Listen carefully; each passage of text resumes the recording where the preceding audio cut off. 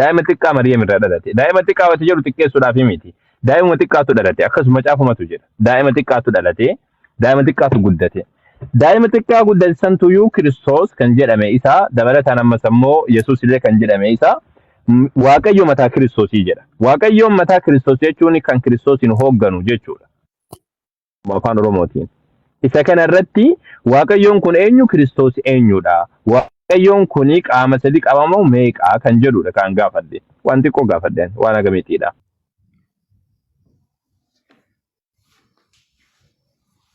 Mea dubbattu takka dhufte kunoo pheenxeen takka dhufte amma kunoo pheenxee jajjaba dhufeeyyu. Anchi jirtaasaa? Nagaan fayyisaa keenya gooftaa Yesuus isiniif haa baay'atu akkam jirtu mee?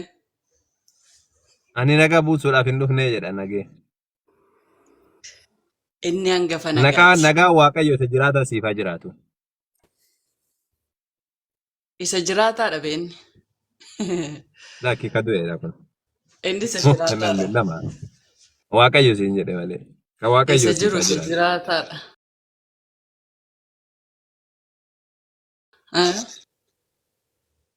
Yes. Amma kana dhiisite ati mee waan kanarratti waa tanaffasi mee waan tanaffastu qabda kanarratti? Maalidha tanaffasuun? Tanaffasuu jechuudha mee? Jechuu. Akka kan keenyaatti tanaffasa otoo hin taane tokkoffaa macaafa qulqulluu lallabuudha, barsiisuudha, dubbisuudha. Akkasii malee tanaffasaan kun kan keenya miti. Tanaffasaan kun kan keenya miti kan keenyatti nu deebi'e. Akkuma kan keenyatti nu gaafadhu. Tanaffasuun beektu isaati? Lakki tanaffasuun beeku. Tanaffasuun kun maal inni? Nama ukkaamamee jira moo? Ukkaamsaan hin jiru. Kan kee roobni kan kee kun gara gammoojjii malee roobu sila. Gara wanna gara sila roobuu hin qabne malee. Amma mee kana dubbadhu meeti kan hundettu. Maaltu badee kanarratti?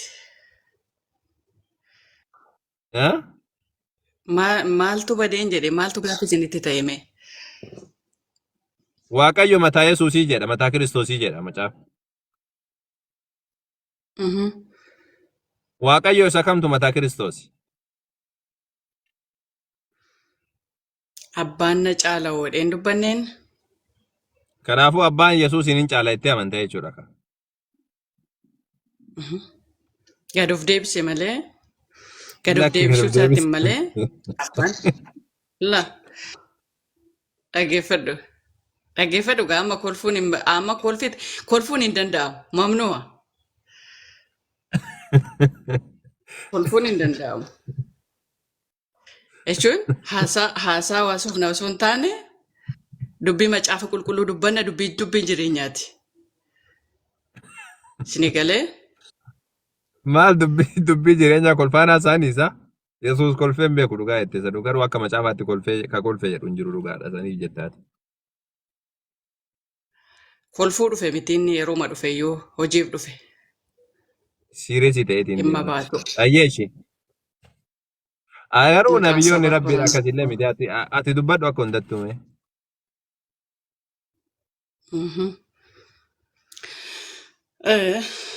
Maaltu gaafa isinitti ta'ee jennaan Waaqayyo isa kamiin sin jedha isa amma baaftee jirtu kanarratti. Argaa jirtaami wanti hundinuu ilma Waaqayyo jala yommuu galfamuu jedha. Okay, waan hundinuu ilma Waaqayyo jala yommuu galfamu. Wanti hundinuu jechuun maal jechuudha? Waan hundumaa jechuudha akka afaan Oromootitti. Okay, namootas waan hundumaa biyya lafaa kanarratti kan dhalate hundumtuu harka ilma Waaqayyo jala galfameera. Okay, tole.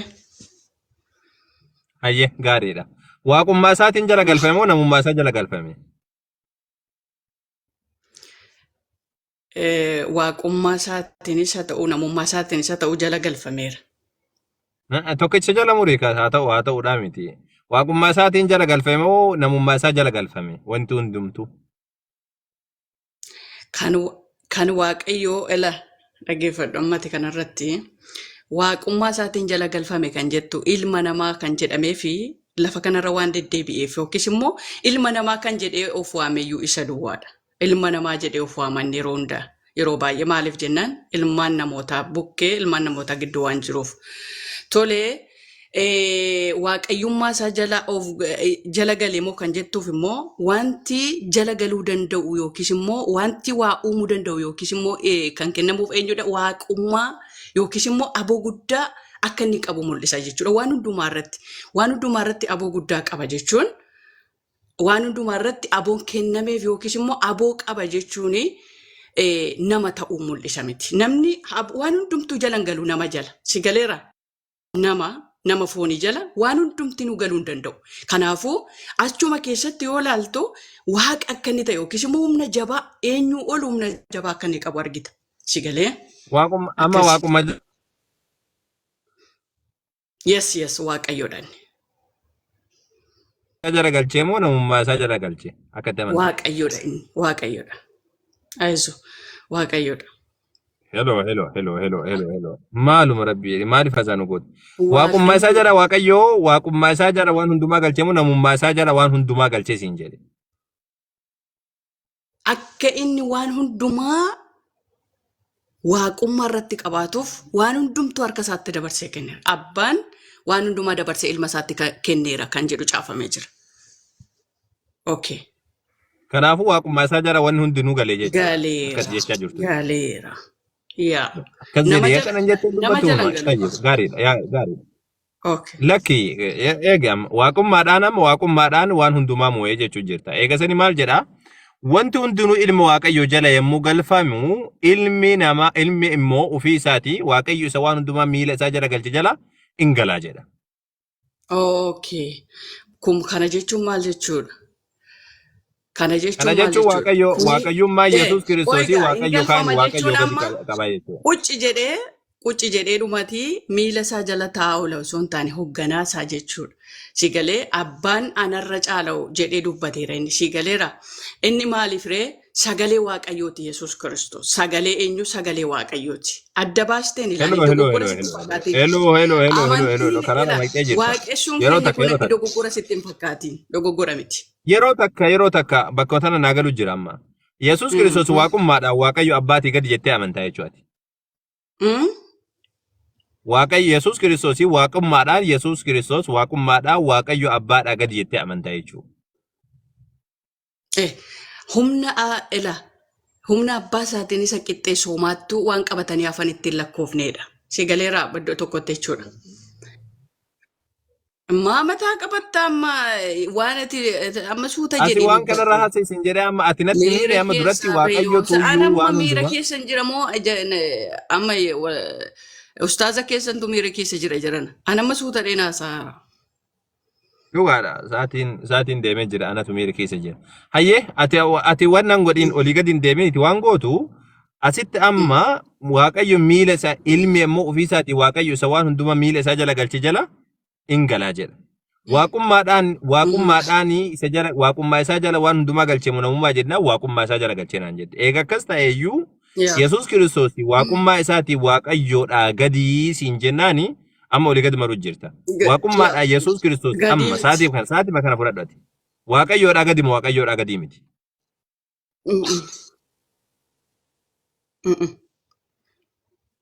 Gadis miti.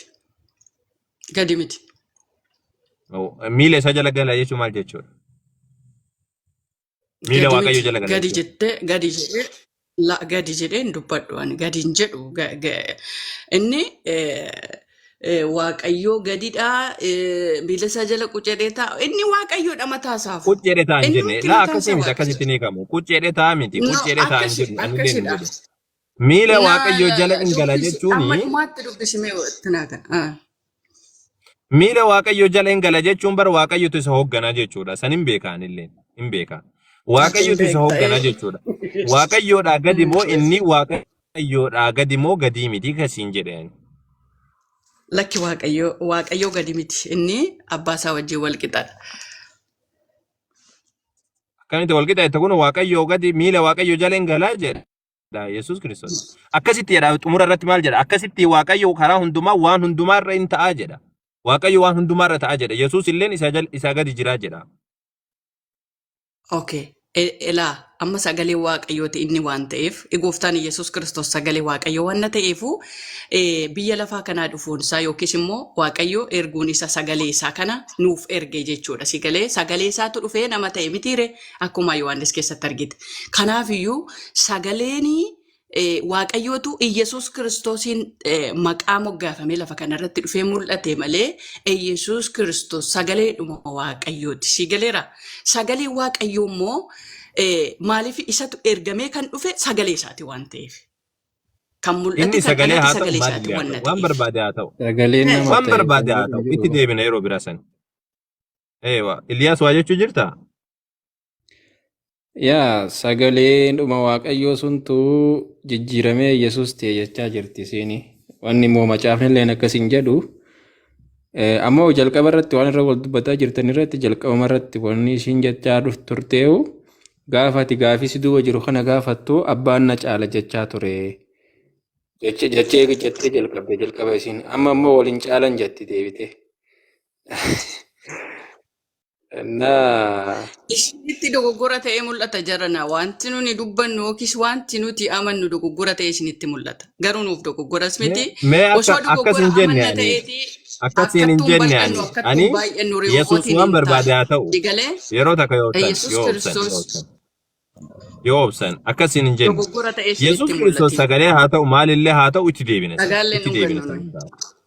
san hunda itti deebina wannan siin jedhee Waaqayyo ilmi immoo wanti hundinuu ilma Waaqayyo jala immoo galfamu ilmi immoo ofii isaati Waaqayyo isa waan hundumaa miila isaa jala galche jala hin galaa jedha. Amma duratti gaafadhee jennaan ani waaqummaa isaa jala wanti hundinuu galfame namummaa isaatiin jennaan waaqummaa jala naan jette. Waaqummaa jala eega galfame waaqummaadha Yesuus Kiristoos Waaqayyo jala hin galaa jechuu jira jechuudha akka macaafaatti. Waaqummaa Yesuus Kiristoos hin qabasu jetteyyuu waaqummaa Yesuus Kiristoos Waaqayyoodhaa gadi jechuudha. Waaqayyoodhaa gadi. Waaqayyo hundaa ol jira jechuudha. Okay.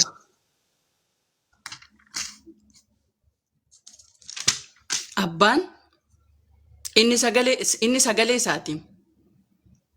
Isa kanan barree ati kanadha kan si rakkise. Waan barbaade haa ta'u sanniisi ofirraa. Waan barbaade haa sagalee haa ta'u waan barbaade haa ta'u. Dubbannee wal amansiisuudhaaf. Itti deebina siin jedhe sagalee deebitee beeka sagalee jedhi. Tayyib sagalee jedhi bira dabre. Fudhadhu beeka. Kanaafuu sagalee waaqayyoo Kiristoos ilmi Waaqayyo kan jedhame sun sagalee Waaqayyooti moo kan biraati? Ilmi Waaqayyo isuma sagalee dhuma sana. Asitti amma ilma Waaqayyo kan jechaa jiru kun ilma Waaqayyo kan asitti jedhaa jiru sun Yesuus imamu kan biraati. Ilma Waaqayyo kan asitti jechuu jiru kun wanti hundinuu ilma Waaqayyo jala yemmuu galfamu kan jedhu kun ilmi Waaqayyo Yesuus Kiristoos isuma san. Isuma san fudhadhu. Amma isuma kana qabata. Waaqayyo ilmi immoo ofii isaati Waaqayyo isa waan hundumaa miila isaa jala galche jara hin galaa jedha. Kanaafuu amma Waaqayyoon jala galaa Yesuus Kiristoos Waaqayyoon jala galaa Waaqayyotu isa bulchaa jechuudha. Waan barsiisuudhaaf ilaama amma intinaan kun jechuudha amma teksiin kun waan barsiisuudhaaf jedhe amma dhumaatti dubbisteetu yaada kana hubachuu dandeessa. Maaliif akka inni dubbatu? Waan dubbatuuf qaba teksiin. Galee waan barsiisuu qaba. Yes. Sirumaayyuu waan barsiisuudhaaf waan barsiisu sitti kan kenname waan ta'eef waan barsiisu lakkoofsa 12 irraa kaaseetiin dubbata. Yeroo takka muutii qabadhaa walitti seensu. Akkaataa sitti maanuyyuu waan inni haasa'u jiru yoo barbaadde. Yesuus Kiristoos hatta du'allee ni mo'a jedheetiin dubbata. Atamma hubannaa keetu wanni mee natti mee. Tayyib amma kiyya dogongora agoo yeroo takka hubannaa akka xiqqaa yeroo takka amma iyyuu jalqabde natti. Yeroo takka amma natti iyyuu jalqabde. Yeroo takka mee ati ufii kan keetiin kiyya dogongora haa ta'u kiyya dhiisi. Sigalee amma mee ufii kan keetii ilmi immoo ufii isaati Waaqayyo isa waan hundumaa miila isaa jala galche jala hin gala jechuun hiika mataa kan keetiitti kenna.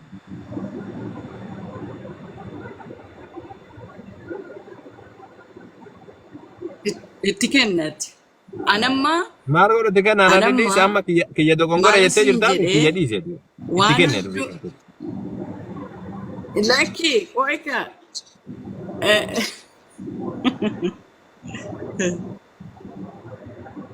نمبر دبسي قالوا مسكي قالوا مسين إيه دبسنا كوي ما تعرف ما كتة هم دبسا أكاسيني قالوا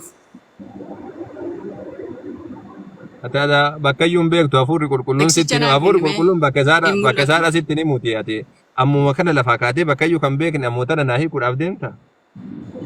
Ayi barsiiftu yoobsan ayi barsiiftu mee amma jara tanaa carraa jechuun kenninanii kun amma ati ati agasiif dubbifadhuuti ati agasiif macaafa dubbifadhuuti kan qulqulluu kiti irra dubbisii jira. naa galchitaa booda Lakki. Baay'ee naman tuffatina. Baay'ee naman lakki hin tuffatina tuffanne ani ustaaz. hin tuffanne wallaahi hin tuffanne ati Ustaaz jabduudha waan baay'ee gootu naman yeroo takka tuffatina. mee tartiiba akka deebisuuf yeroo takka Sinii wanni siin galee. jedhe qorontos tokkoffaa boqonnaa 15 boqonnaa Lakki. 15 lakkoofsa 12 irraa kaasee dubbisi agasiif jara Hubannaan dubbisa. keenya Innaa lillahi wa innaa guddaa ilaihi baay'ee raaji'uun. Qayyoo guddaa tana osoo wanni hin jibbaatu taane. bakka. Mm. Meeroo takka Mm. yoobsan dhaga'u jirta. Qorontos tokkoffaa boqonnaa 15 irra jira kun. Boqonnaa 15 lakkoofsa 27 fi 28. Dhaqiitii dubbisii agasiif dubbisi naaf deebistaati.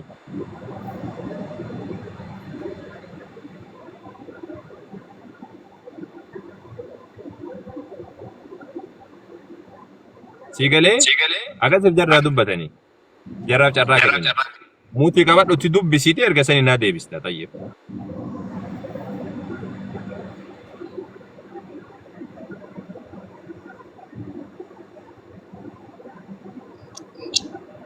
Ooyee barnootaan jira macaafa Ayye. qulqulluu. Muutii sirratti qabeetiin jira beekaatumaan muutii sirra qabe. Laalaa Jiisas.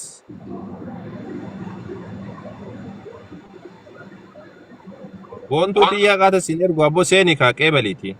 Irra gattuu qiitii seeni. Jirta akkam eenyutu dubbachuu jira.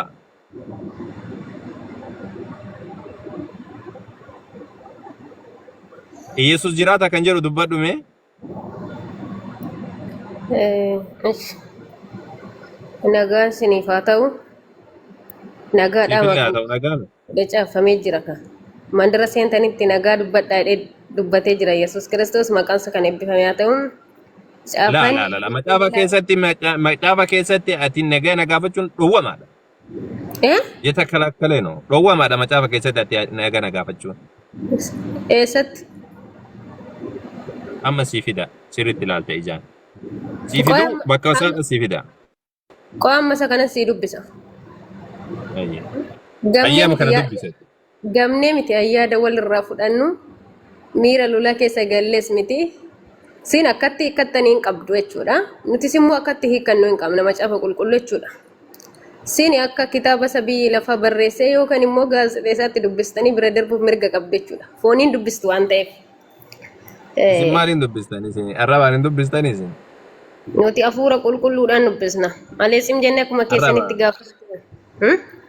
Mee akkami dubbista? Mee ati dubbisi afur kan keetiin dubbisme. Nan Kiyya dubbisa. dhiisi ani. Ani wani dubbisuun ijaan Afaan qulqullaan arrabaan. Ati Waaqayyo dubbisme. wanta hundumaa miila isaa jala galcheera jedha. Wanti hundumaa miila isaa jala galcheera. Yemmuu jedhu Waaqayyo inni waan hundumaa miila Kiristoos jala galchee immoo ofii isaatii miila jala akka hin galle in mul'ata. Wanta hundumaa Waaqayyo wanti hundinuu ilma Waaqayyoo jala yemmuu galfamu ilmi immoo ofii isaatii Waaqayyo isa waan hundumaa miila isaa jala galche jala hin galu. Mataa keessan irraa kaasame xiqqoon haala fagaatee jira jechuudha.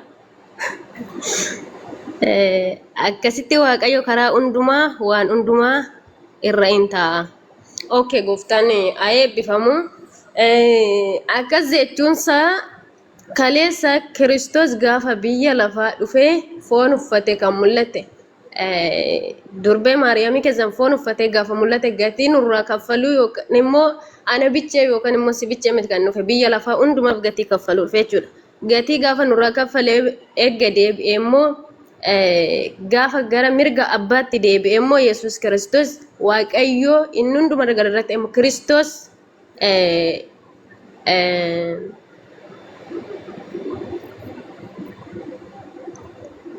inni Kiristoos kaleessas kan ture sagalichaadha. Yohaanis tokko lakkoofsa tokko hanga lama yoo dubbiste. Innis immoo Waaqayyoodhumaadha.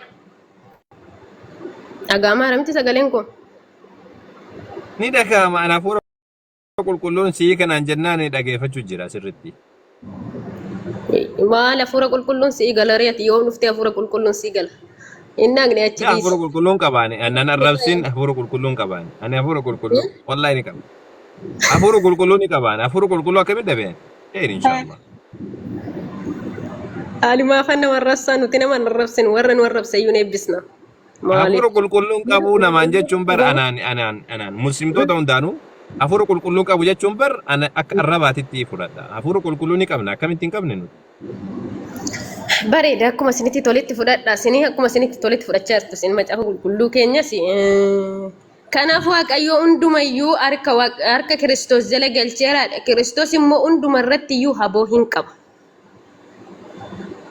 Nagahuma ati garuu nagahuma biyyi nagahuma. Ati nagahuma jirtaami fayyaan kan kee akkam? Ani mo fayyaan mosatu na laate ka.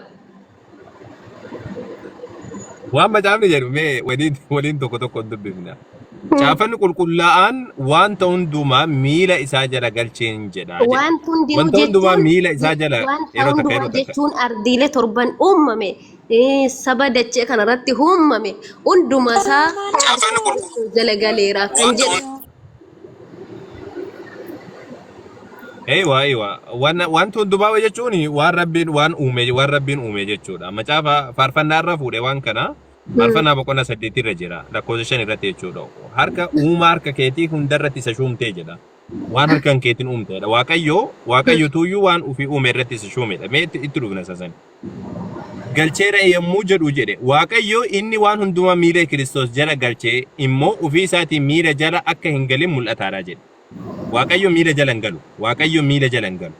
Wanti hundinuu ilma Waaqayyo jala yommuu galfamu jedhe ilmi immoo ofii isaatii eenyuun jala gala Waaqayyo isa waan hundumaa miila isaa jala galche jala hin galaa jedha. Isumatu Waaqa Yohaanis tokko dhaqee dubbise. Dhaqii baasii dubbise maaliin dubbista miti afaan Oromoo? Rifatiin mee rifatiin. Kana hafuuraan dubbifne dura hafuuraan kana dubbifne suuta jedhi suuta jedhi. Bakka kanatti amma ilma kan jedhu ilmi kun ilmi miira yeroo takka dhaggeeffataa deemna. Ilma Waaqayyoodha kan jedhame kuni ilmi Waaqayyoodha miila isaa jala Waaqayyo waan hundumaa galche kan jedhame kun eenyudha? Kiristoosidha.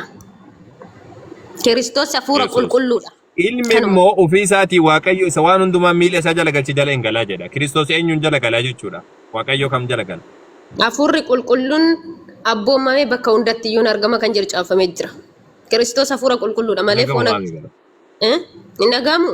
Ati nagahumaami. Ani Rabba Yesuus nagaan ko sirriitti guutuu irraa faadha maddi nagaa keenya immoo Kiristoos hirkaa. Eshi ati amma nagaa ta'iti ati baga nagaa taate bakka kana deebiidha. Ilmi immoo ofii isaatii Waaqayyo jala miila Waaqayyo jala hin galaa jedha. Waaqayyo isa kam? Waaqayyoon inni jala galu kun Waaqayyo kam? Waaqayyo isuma hafuura qulqulluu jechuudha. Waaqayyo jechuun hafuura qulqulluu Waaqayyo nama akka keetii yookaan immoo nama foonii mul'atu miti. Hafuura qulqulluu. Ilmi hoo kan miila jala galu eenyu? Kan miila jala galu eenyu? Kan miila jala galfamu eenyudha? Miila jala kan galfamu.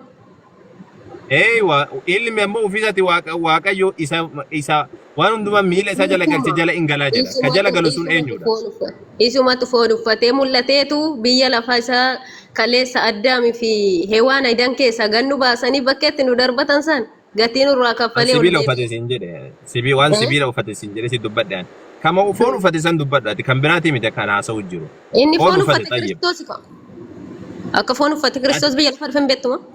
Tayyib amma foon si haa uffatu rakkoon qabu san foon haa uffatu rakkoon qabu sannis wannan siin jedhe ilmi immoo ofii isaatii Waaqayyo isa waan hundumaa miila isaa jala galche jala hin galaa jedha.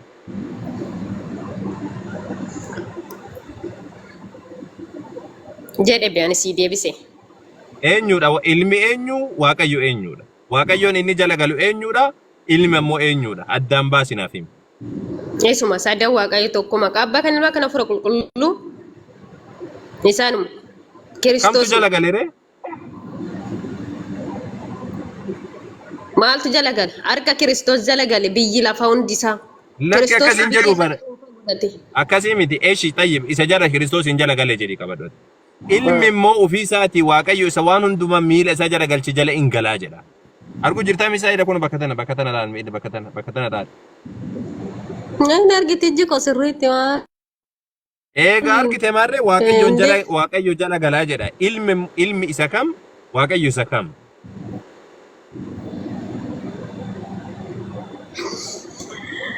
waaqayyo isuma waaqayyo gooftaa machaadsaas dachee dhisee samii utubaa malee dhaabe isadha. Isa siin dachee kanarratti si fidee waaqayyo akka dubbatu si taasisa. Waaqayyo Yesuusi. Yesuusuma.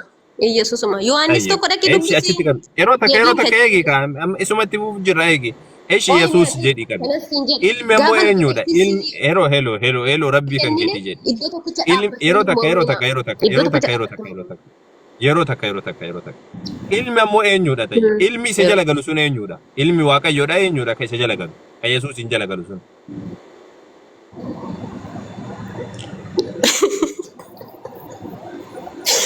Wayne yaareko. Hundumti keenya yoo gaafa inni deebi'ee dhufe wal argina. Har'allee akka fedha keenyatti taasifna.